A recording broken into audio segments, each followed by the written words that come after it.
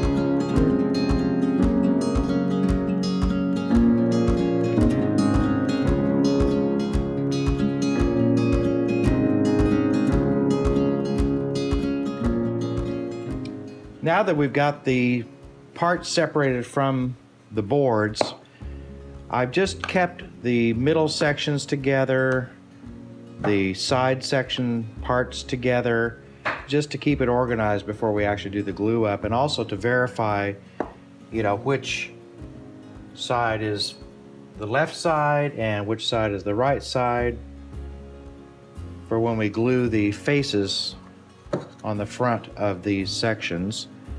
So I'm going to keep these together before I glue the parts together and clamp them until they're dry. Before we glue the sections together, I want to be sure there's no fuzzies that are interfering with it might interfere with the glue up. So I just took a piece of 220 sandpaper, laid it on a flat surface, and I'll just lightly rub against this flat surface, make sure there's no fuzzies that are going to interfere with the glue up. I'll do that with each section.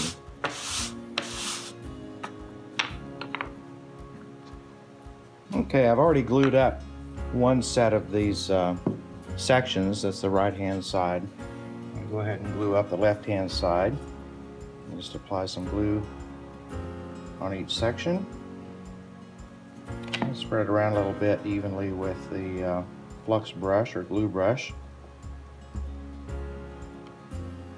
And of course, the trick is to keep this in alignment while it dries.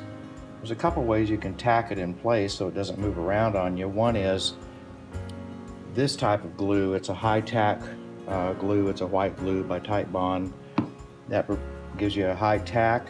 It's fairly quick, but it doesn't necessarily always allow for holding those parts in place without slipping around as you add more parts on them. So one of the things I like to do is either use CA glue, super glue, to tack these things in place. So if I was doing that, before I put these parts together, I would have used a little bit of CA glue and tack those parts in place. But since these parts, the surfaces won't be visible after I put on the face panel and the back panel, I'm going to go ahead and use a nail gun just to hold these in place. Now, the alignment is important, so I want to be sure that I've got these aligned properly. One way I do that is use that flat side that it's going to rest on. Make sure it's in alignment and just tack it in a couple places, and then I'll proceed with the rest of it. Okay, this is the last section being glued up. That's the middle section that I did the left and right first. And again, I'm just making sure that these are all lined up. And I'll just tack it in place with the pin nailer.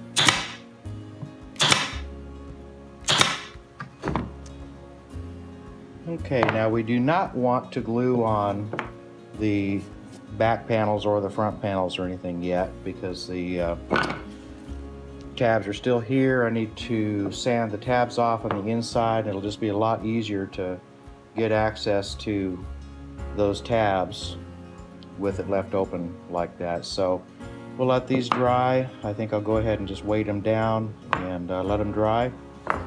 And when we're done with that, we'll take them over to get the tabs all removed and do some sanding. Okay, we're getting ready to sand off the tabs that are in the center section of this glue up. I won't worry about sanding off the tabs at this point. I'll use a different sander for that, a small belt sander. But the inside curvature, if you have a spindle sander, it's a lot easier to remove with the power sander than it is by hand. However, if you don't have one, you can wrap some coarse sandpaper around an object, like a cylinder of some type, maybe a can or something like that, and sand out by hand. But I'll just run this through the spindle sander, and we'll get rid of these tabs that are in the middle.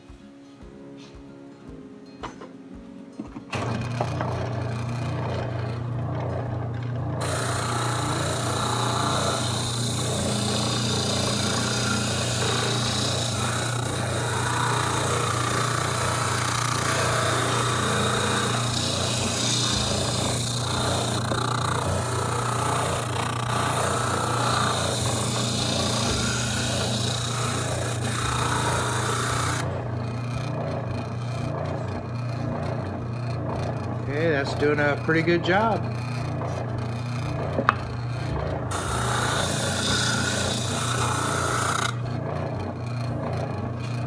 Okay. I've also sanded just to kind of blend these seams a little bit nicer.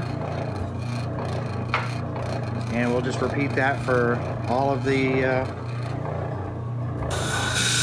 glue ups, all three of them.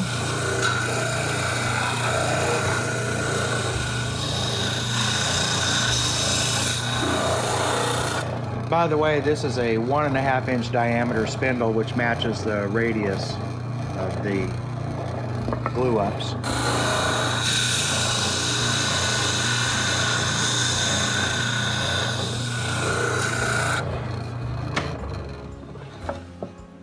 Now that we got the interior sanded, the tabs off and nice and smooth on the inside, it's just time to glue on the back panels of each section. I've already glued up the left half, and when I mocked this up and kept all the parts together, I decided to go ahead and label which one was right and which one was left, as well as the back panel, so that I knew which one went where and which direction it was facing. So it just helps keep organized when it's time to glue up. You don't have to figure it out then. So anyway, we just glue these back panels on the left and right and center sections. And then we'll set that aside to dry.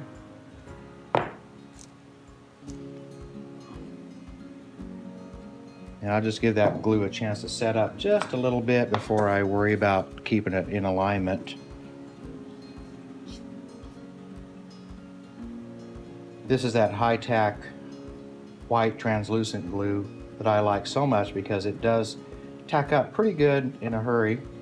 And again, like I mentioned before, if you want to really tack these things in place, you can use a few drops of CA glue, super glue, and keep those parts in place. Or optionally, you can use a pin nailer. I don't think I'm going to use a pin nailer on this because the little tiny dots would be visible. Even though it's the back side, I guess it wouldn't matter that much, but I don't think it's going to be necessary for this case. All right, so I've got these This is my left side. Is that right? No. Yes, it's the left side. And the center section. And the right section.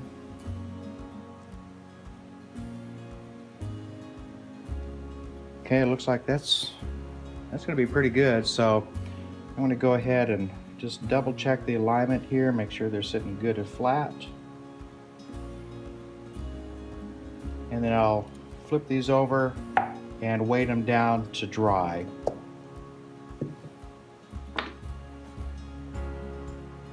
Okay, the back panels are glued on and dried, and now I'm going to run these on the belt sander to remove the tab remnants on the edges. That'll be just before the glue up of the face panels. And also we will be sanding all of the seams of the glue up to smooth those out too, although I want to be careful on these areas where it meets and connects and will be glued up to form the three-part sections. So I'm going to just remove these with the belt sander right now, and then we'll glue up the face panels.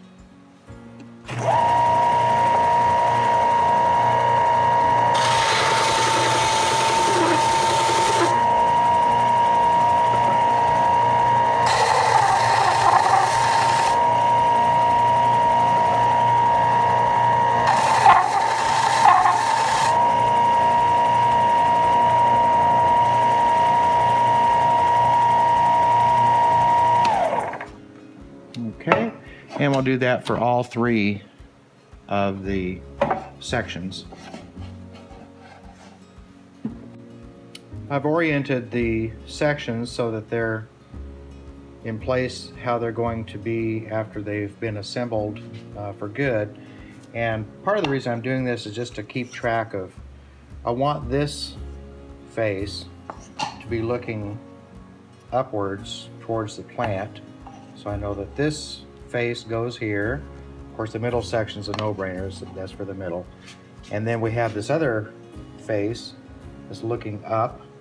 And again, I want that face to be looking up towards the plant. So that just gets the orientation correct before I actually glue these face panels on. Okay, now I've got the orientation correct for which face goes where on these panels. Go ahead and glue them onto the assembly.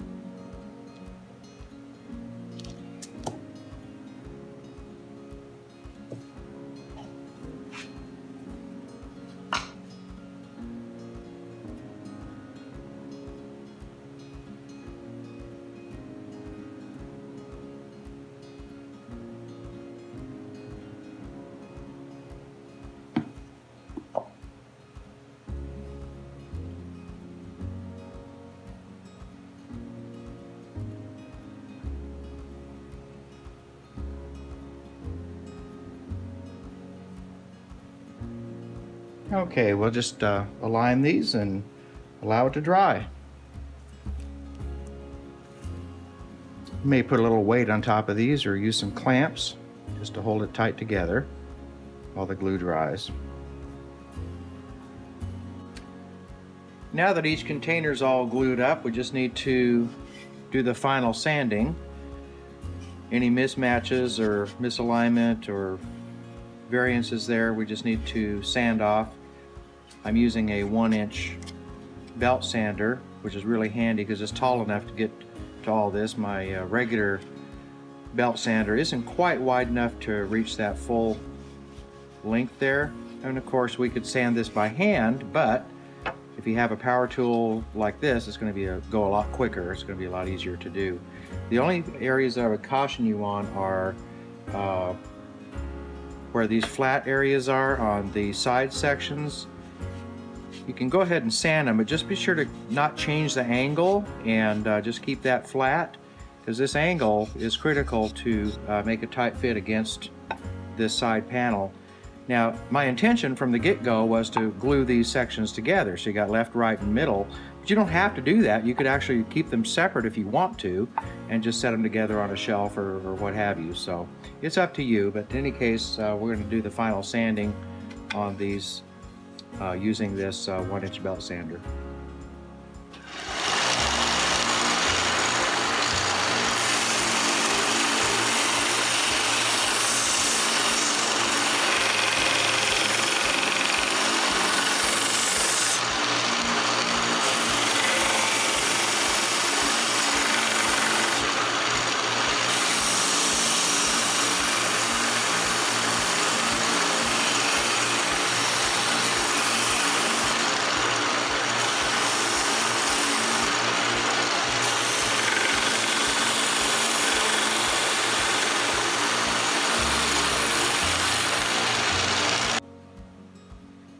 Got the seams sanded using the 1-inch belt sander to blend all the glue up seams.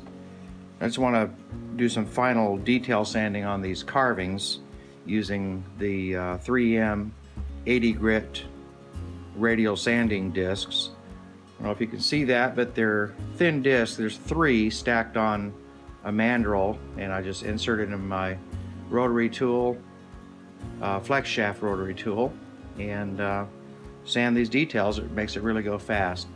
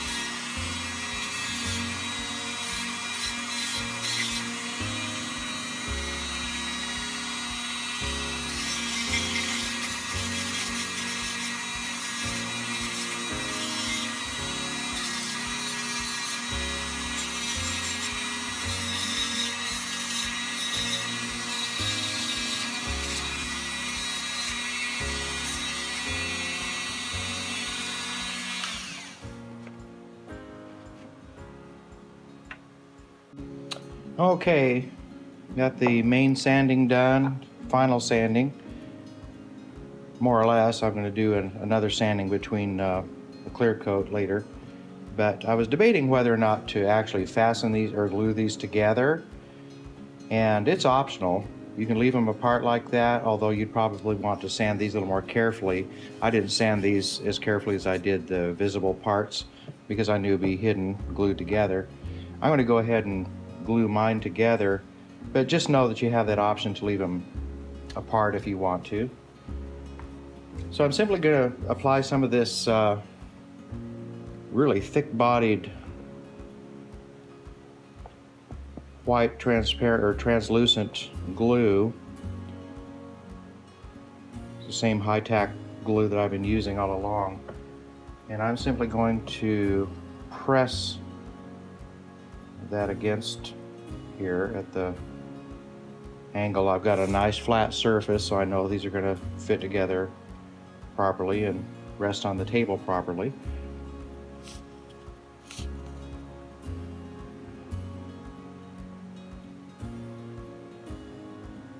So I'm being somewhat generous with the glue. I might get a little drip out underneath, but that doesn't matter. Once the glue sets up for a few minutes, maybe 20-30 minutes, I'll check underneath for any glue drips and just use a chisel to scrape them off. Okay, once I've got my alignment there, there's really no good way to clamp this together, and I'm not using any mechanical fasteners in this case. I'm just using glue to keep everything together. I'm going to put a couple of these lead weights on either end and just gently scoot them in to support and push lightly enough to get that contact, glue joint contact there. And I'll just let that sit for 20-30 minutes, check for any drips underneath here, and if I find any drips, then I'll scrape them off with a chisel and let it finish drying.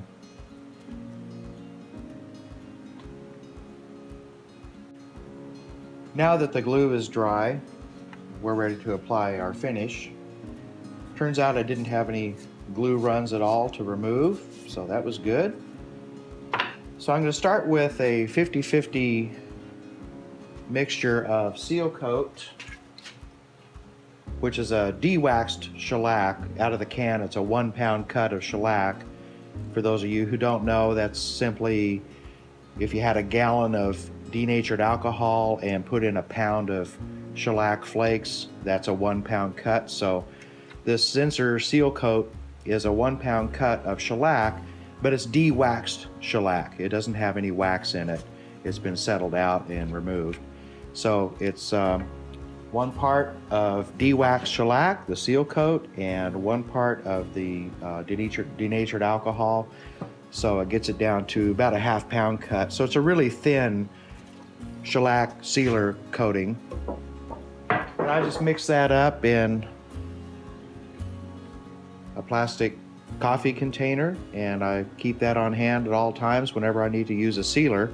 So I'm just going to apply 1 coat of sealer on the planter assembly, and then we'll sand that after it's dry. This stuff dries pretty quick, depends on the humidity in the air, but it's usually dry to the touch in about 10 minutes, and you can sand it in about 20-30 minutes depending on the weather. So I'll just go ahead and put a coat of this 50-50 mixture of seal coat and alcohol, and then I'll come back and do some sanding before we continue on with the finishing process.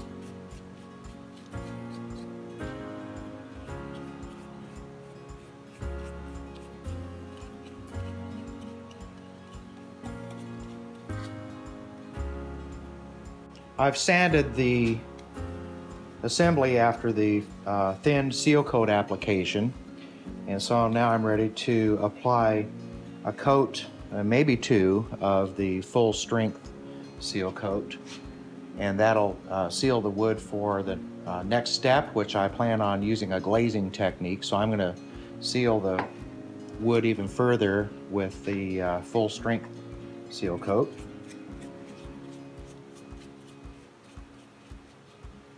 So I'll come back to you when I'm all finished, and we'll get ready for the next step.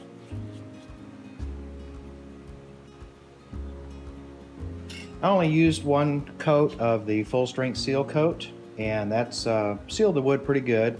I did lightly sand it to make sure I've got any runs or any imperfections off there.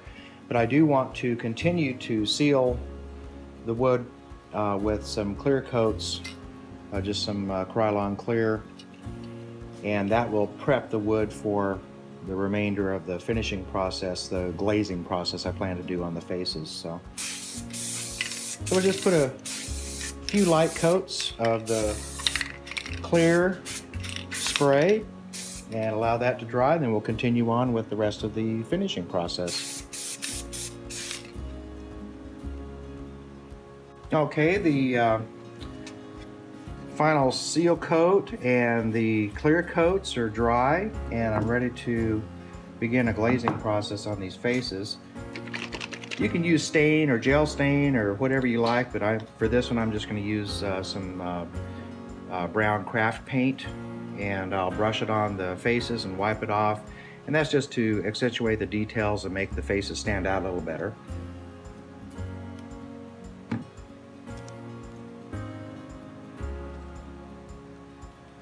So just to give you an idea of the process, I'm just going to brush on the paint, and then I'll come back and wipe off almost all of it and just leave the darker paint down in the crevices of the carving just to enhance the details of the carving. I'm not too worried about going over the edges because I've sealed the wood, and I should be able to remove any slop. Now if you want to, you can use a smaller brush just to get around these edges down closer to the surface of the carving. Now acrylic paints dry fairly fast, so you don't want to take too long to do this. And fortunately you don't need to be too neat because you can wipe off what you need to.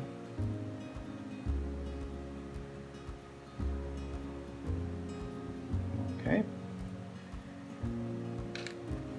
So I'll just start with some paper towel. I'll just wipe most of this paint off.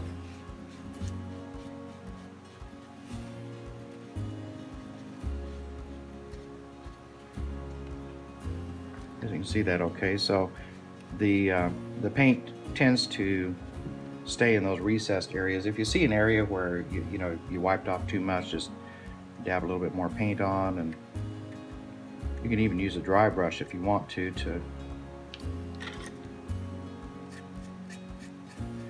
have a little more control.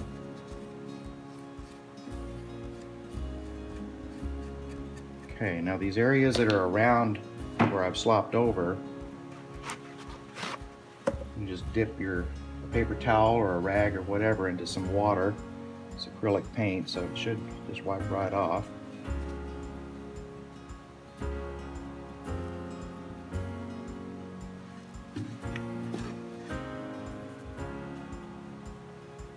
Okay, so I think you get the idea. Basically, you just apply the paint, wipe it off, clean up any excess where you've gone over where you don't want the paint to remain. And if you notice areas that still need a little bit of help, just go over it with a brush, wipe it again. So you can't really make too big of a mistake here because you can always start over if necessary. Okay, I'm going to go ahead and do the other two faces, and I'll get back to you after that. The glazing is dry, so all that's left to do is to apply our final clear coat. So I'll just apply some rattle can clear acrylic spray and just give it a few light coats and build it up until I'm satisfied with the finish. And then we'll let that dry and fill up the plant containers.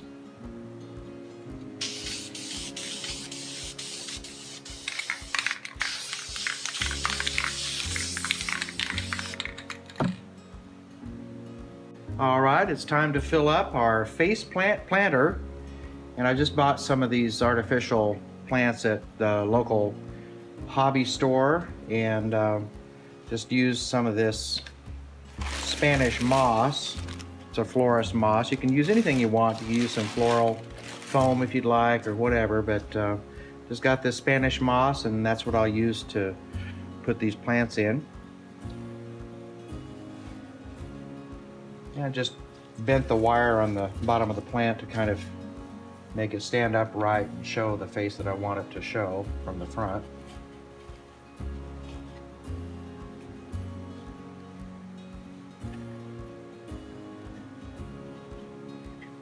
And if you got any straggler moss, you can just give it a haircut.